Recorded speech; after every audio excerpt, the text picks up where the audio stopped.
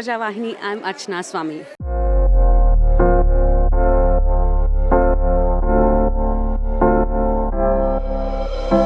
Congratulations to each one of you, because I think it requires courage, commitment and consistency to actually come and sit down to a program like this with a room full of women and say, I have come here to learn. Education for me has always been taking ownership of your own learning and raising responsible sons and powerful daughters. We come from a country today where we're no more having a dominance of men. We don't live in a country with male dominance anymore. Today we are at an event initiative started by HERoine Talks and her second innings, the initiative named as HERoine Conclave.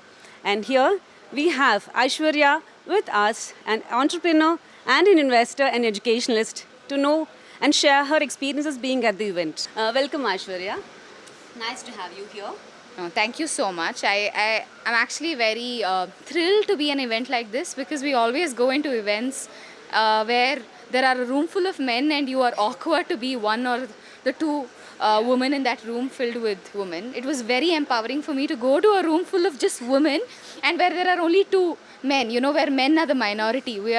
I always say this, and I think I said it in my talk also today, that we don't live in a men-dominant society anymore. It's only a men-biased society. So, yeah, it was very thrilling for me, and I'm glad that women are coming out and saying that we need to educate ourselves, we need to empower ourselves, and we don't have to wait for someone else. Now, ಬೇರೆಯವ್ರಿಗೋಸ್ಕರ ಕಾಯಬೇಕಾಗಿಲ್ಲ. ನಮ್ಮನ್ನ empower ಮಾಡೋಕ್ಕೆ ನಾವು ನಮ್ಮನ್ನು empower ಮಾಡ್ಕೊಬೇಕು, ನಮ್ಮ ಪಕ್ಕದಲ್ಲಿರೋರನ್ನ ನಾವು empower ಮಾಡಬೇಕು ಅಂತ ಎಷ್ಟು ಜನ ವುಮೆನ್ ಬಂದಿದ್ದಾರೆ on a Friday afternoon, leaving their jobs, leaving their work and coming there. That itself is growth for our country, for our state. And I think Bangalore is the right place for a start like this. And I'm so thrilled to be a part of an event like this, where it's a room full of women and we're actually enjoying the process of knowledge transfer between us. And what advice would you give for women who are restarting their career? Because most of the time they do have a lot of self-doubt, and the confidence they would want to start off with, the opportunities and the industry connect is not always bridging to their aspirations. So what advice would you give? I think this is a very assumed narrative. Indra Nuri, who's one of my mentors, says family is family. Family is not female. That's the first narrative. Right?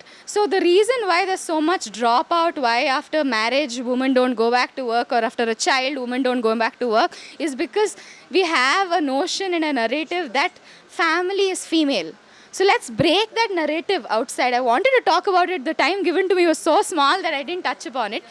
But this is the reason why I want to really put it across and make a difference, that let's all stop this narrative that family is female. Let's move on and say family is family. Let each one put in equal effort to make sure the family is running, and the female can also go out and contribute equally to the family, so that we raise the right family and raise the right children out and bring in equal economy and financial input to the family, so that family can run.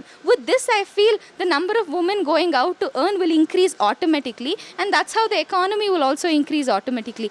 That's the difference in our notion, biases and narrative that exists in our society today, which is causing the problem.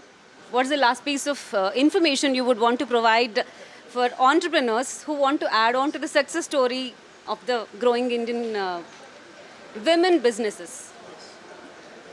The only thing is, don't deny opportunity to a woman with a bias in your head. I feel today women are raised in the society only by giving equal opportunity. We're not saying favor women, we're only saying prioritize women. Priority and favor are two different words. When we prioritize women, we're giving them equal opportunity where they can prove themselves. And I am very confident every woman outside in the society can prove herself. So just give her that one chance, and I know we can do wonders. You beautifully spoke about powerful girl child and powerful daughter.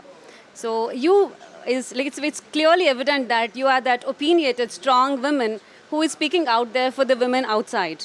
So what is your learning in the journey of your entrepreneurship and educationalist and being an investor?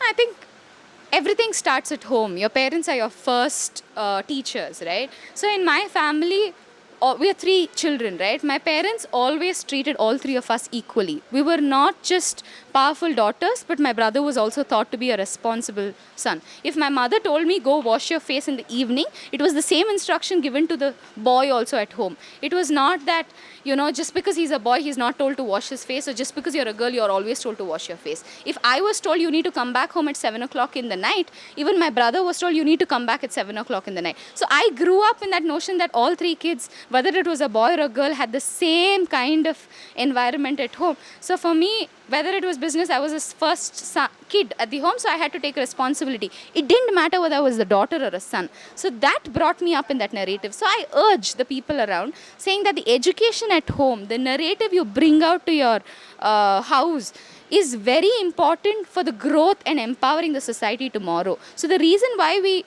are like this today is probably because men were dominant to women few years ago, but that's not the situation today. So let's change our systems in the education, the root systems. I also spoke about farmers today. The moment we think about farmers, the first thing we think about is one man standing there and, hola huddu tartane. But then 75% of our workforce in the farming is actually women. When will our textbooks change having a woman picture as a farmer? That's when the child will start imagining a woman to be a farmer, right? So let's change the narrative to create that diversity in the society. I think that's what's going to make a change and a difference. Absolutely. And being an entrepreneur and an investor, what advice would you give women in becoming financially independent or gaining that financial literacy? I feel it's very important because it's not just independent women we need financially independent women. Aita. Why we need financially independent women is because today women are already influencing finances at homes. It's just that we're not bringing the right earning back home. So we are influencing whether a man has to go out and buy a refrigerator or buy a dishwasher or even go for a child to put them in the school. Woman is having influence on that. But we should learn to start where that money is coming from and how we can make that money. So that is financial literacy or financial independence. So when we are making those decisions on what we need for the house, we should also make decisions of how we are going to get the money to get those things into the house. That is the basic difference between financial influence and financial literacy. So let's start working towards financial literacy, and when women can be toppers in math, women can be toppers in financial literacy as well. That's the simple analogy I would like to give to everyone. So we are not behind it. It's just time to start. So let's start. Amazing. The way you articulate and speak and put the picture right in front of the audience is really appreciating. But what I wanted to ask you is, how do you envision the world you're seeing today to what you want to see? I just envision a world, not just... I envision a balanced world where the job done by a man is right and the job done by a woman is right. I don't see any dominance anywhere. I feel both men and women are wired very differently. A man exists for a certain reason and a woman exists for a certain reason, and both of them have to be given their own choices and their own opportunities. And with that balance, God created a man a certain way, a woman a certain way. The man doesn't have to become a woman doesn't have to become a man. That's my envision of the society tomorrow. So I don't like it when the woman has to become a masculine, a woman has to dress a certain way to look like a man. No, it doesn't show. Keep the womanhood high, keep the elegance high, keep the sisterhood high, and that's enough to achieve the world. Amazing. Thank you so much for your time, and absolutely kudos to your vision and the way you are looking at today's world. Thank you. All the best.